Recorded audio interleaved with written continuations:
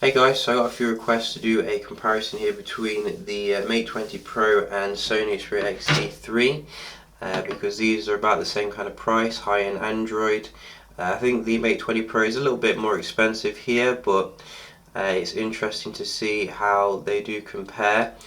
So let's just start at the same time and see how they get on.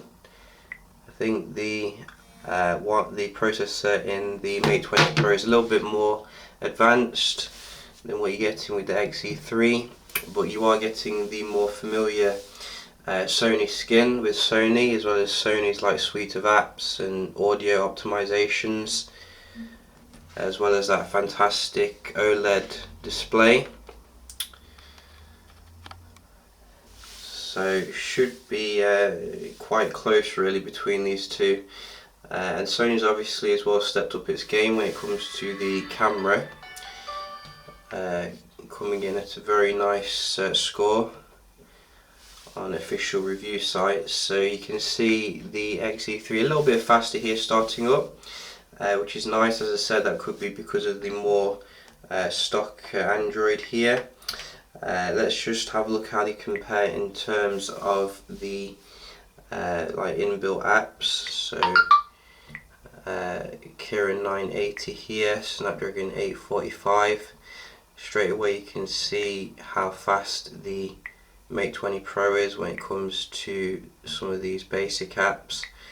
Let's have a look at the Play Store down here. Oh, let's try that again. So you got different multitasking as well on these two. I think I prefer the Sony's, to be honest. Let's try that one. So you can see nice and snappy. Okay, let's move on to some third-party apps. So I think I have installed some. We can try ASOS. So pretty identical there.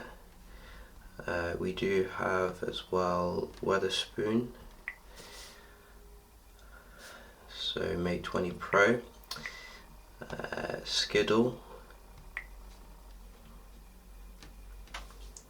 So you can see very comparable, not too much difference here. Do we have any others? UFC.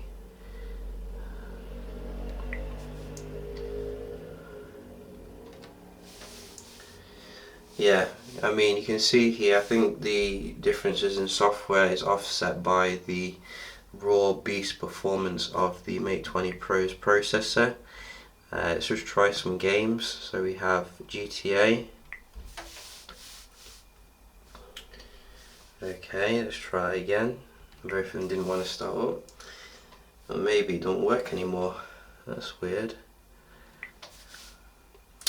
So for those of you who bought it, you can see, it's not long-term supported.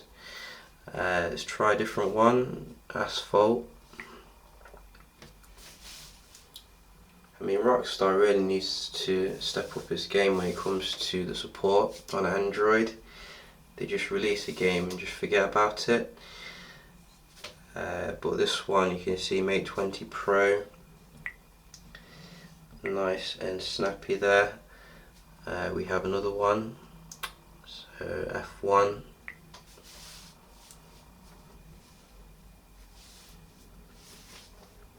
Hard to watch as a Sony fanboy, seeing the Mate 20 Pro dominate on the gaming, but it's got to be acknowledged here. You can see there's definitely a difference in terms of this component. It feels like a next gen device really, which is pretty good if you're looking at it. And then finally we have another one, which is something called Drag Battle. Let's try this one.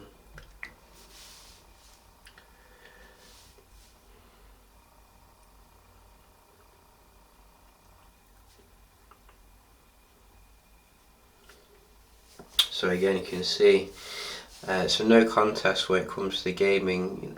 The fantastic package on the Mate 20 Pro really comes into its own there. Let's have a look at the web browsing, see if there's any differences here. Just open up a page.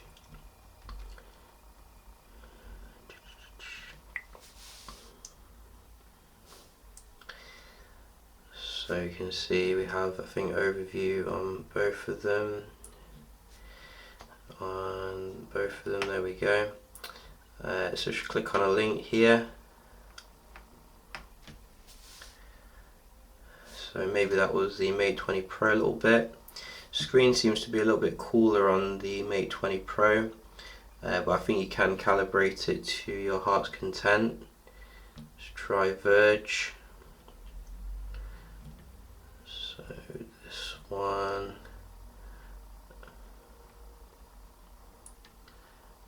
Cool. So Sony coming back there. But both very quick when it comes to loading the page. But I think Sony's slightly ahead this time, so props where props is due. And one more GSM. So GSM Arena.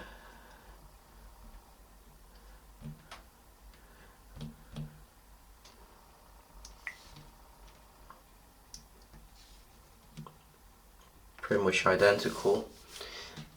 So I don't think you're going to get too much difference here, you know, with the web browsing component. Seems to be quite similar actually, which is good.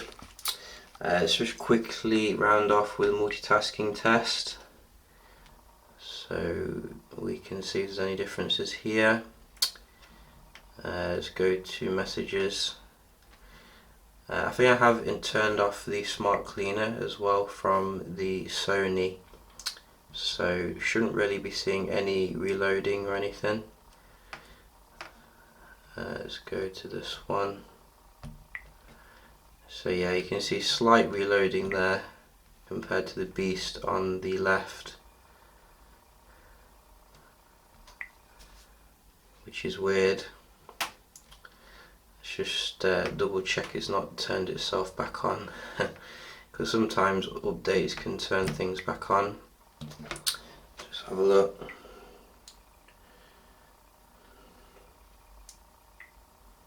No, it's definitely off, you can see.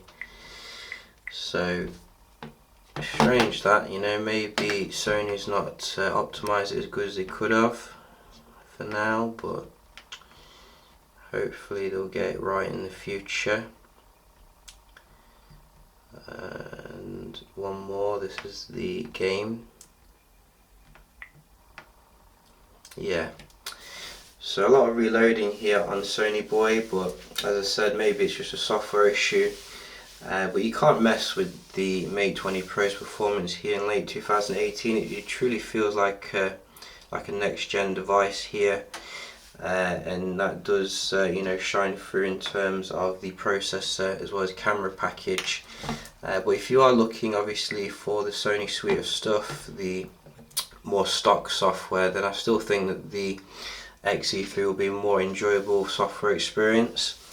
But obviously Sony has some work to do, I think, to keep up with Huawei and Samsung when it comes to the hardware component. So yeah, just a quick little comparison here between these two. Hope you find it helpful, and I'll see you in the next one. Cheers.